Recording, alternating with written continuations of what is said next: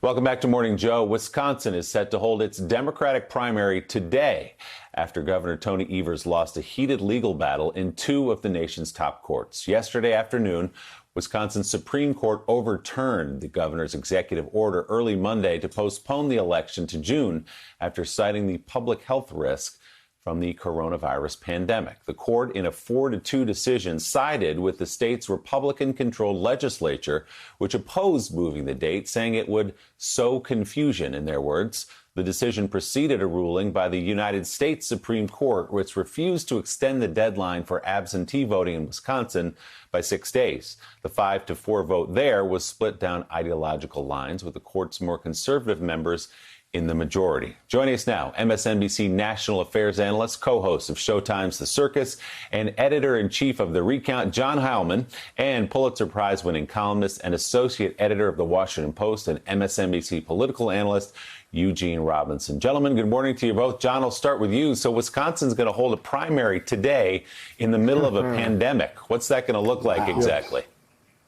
Well, it's going to look ugly, Willie. I mean, first of all, you're going to have tens of thousands of Wisconsinians who are going to intelligently decide not to go to the polls because they have no other choice. Yeah. You have a situation, the governor basically for weeks had held off on trying to delay the election. He said he didn't have the authority to delay the election, and he thought that because of absentee balloting and vote by mail, that the election might be able to be held safely. Then over the weekend, you had the president saying, hey, this week is going to be the week of the greatest surge with coronavirus. And that caused a huge number of poll closings in Wisconsin, to the point where there are going to be only 5 polling places open in Milwaukee today. And when the governor saw that unfolding, he said, wait a second, if we have only 5 polling places in Milwaukee and people show up, that is going to be unsafe. So I have to act now in order to safeguard the health of the voters here in Wisconsin. And so he tried to issue this order yesterday to push the election back. The state legislature, controlled by Republicans, and the state Supreme Court, controlled by Republicans, basically said, no, we're not going to do that. So the vote was then forced for today. And then the one outlet, the one safety valve that could have existed, which was the Democratic effort to try to extend the window for absentee balloting, you had the United States Supreme Court, again, along ideological lines, the conservatives against the liberals, saying, no, you can't do that either. You got to get your absentee ballots in by a postmark by today. And there's, of course, been a rush on absentee ballots because there are 150,000 requests for absentee ballots in the last 36 or 48 hours because people are realizing, hey, we don't want to go to the polls. So what is it going to look like today, Willie? It's going to look like a comprehensive mess. And what we have here is a preview of what I think is maybe the most important fight that we're going to see playing out over the course of the next 7 months as we head towards the November election, which is the question of, is vote by mail going to happen across the country? What are we going to do to make the election safe and make sure that it happens in a way that's legitimate and doesn't threaten the health of American voters in November? That's going to be a giant, giant battle to come, and Wisconsin gives us a sense of what it's going to look like. Yeah, because the rest of the April primaries had been pushed back to June, but we don't even know if by June people will be able to go out and vote the way they hope to. So, John, what are the campaigns, the Biden campaign and the Sanders campaign, saying about the impact of this? Obviously, most people wanted this move, including the governor, to a later date. But here we are. The vote is today. What impact will this have on the contest? Well, look, I mean, Joe Biden, in all the recent polling, Joe Biden, like every place else in the Democratic electorate, holds a huge lead in the polling. So he's likely to win if those polls turn out to be true. He's got a massive lead over Sanders. There's been a lot of discussion, as you know, Willie, about the pressure on Bernie Sanders now to get out that's been building, obviously, over the course of these past contests that Joe Biden has built up this insurmountable delegate lead. And there's some signs within the Sanders campaign that this might be, if the election plays out the way that the polls suggest it will, that this might be the thing that tips Sanders over into getting out of the race. At least most of his senior leadership now is telling him that he should get out of the race and unify the party to get ready for the fight against Donald Trump. But so number one, everybody thinks that Biden is going to win. Number two, it may be the tipping point for Sanders. And number three, it is the case that Sanders, at least very vocally, had been calling for a delay in the election. Biden had been suggesting at the end of last week that he thought there was maybe some way that this election could be held safely. But my guess is that Sanders and Biden are both going to be today are going to be in the same place, saying that they wish that there had been something done to make this election, to not put voters in a position of having to choose between exercising their franchise and keeping themselves physically safe.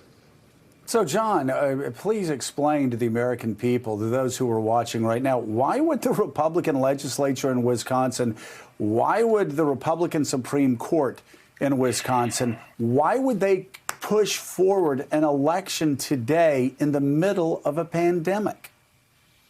Fascinating. You should ask that, Joe. In addition to the Democratic primary, which is the kind of main event of the election today, there's also a bunch of local elections that have been on the ballot for a long time, and there's also an election that affects the Wisconsin Supreme Court. So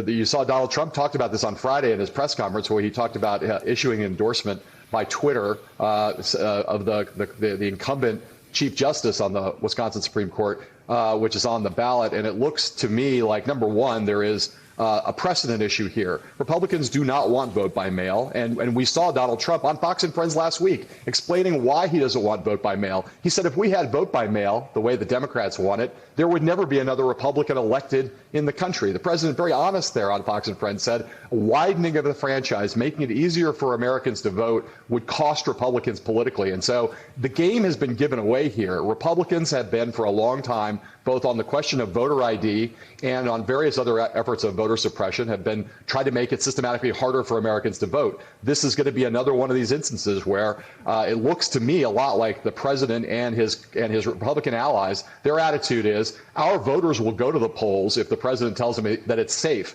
Democrats may stay home from the polls because they recognize it's not safe, and that's in our political advantage. I hate to be this blunt about it, but I do believe that how this increasingly looks. Republicans, their attitude is, our voters will show up regardless of public health, and Democrats will stay home, and that works to our political advantage. So we don't want to change the system in any way that accounts for public health or makes it easier for Americans to have access to the vote. So John, if you actually look at polling throughout this entire crisis, you will find that people that support Donald Trump and people that watch pro-Trump media outlets actually are more skeptical of the coronavirus and the truth that is out there that they're ignoring. But I'm wondering, you said the president's admitted this. You also had the Speaker of the House of the state of Georgia, another Republican, saying that if more people get out and voted, Republicans would lose elections. And so they have given up the game. Is this Donald Trump also maybe preparing for those states that do vote by mail, preparing already to undermine any results that may be unfavorable to him in the fall? Yes, super important, Joe. I think on Friday, when you saw President Trump asked in the briefing about whether he favored these efforts that are now underway all over the country to try to extend vote by mail, the president said, I'm not for vote by mail. It's a recipe for corruption. I think you should have to show up at a polling place with an ID card with your picture on it. That's the only vote that's legitimate. That's what Trump said on Friday. Now, apparently he doesn't realize that like 50-some million people voted by mail in 2016. So we already have widespread vote by mail in this country. I'm sure everyone who watches this show knows that. But Trump is basically trying to say that vote by mail itself is inherently illegitimate. And that is a way for him, I think, to start laying down the predicate for in an election where there's no doubt there's going to be more absentee balloting and more vote by mail than there ever has been before. He's laying down the predicate so that if he loses the election in November, he will stand up and say, this election was rife with fraud. We had way too much vote by mail. I do not accept the results of the election. I guarantee you that President Trump is thinking already about trying to build that predicate so he can dispute the legitimacy of the election on this basis.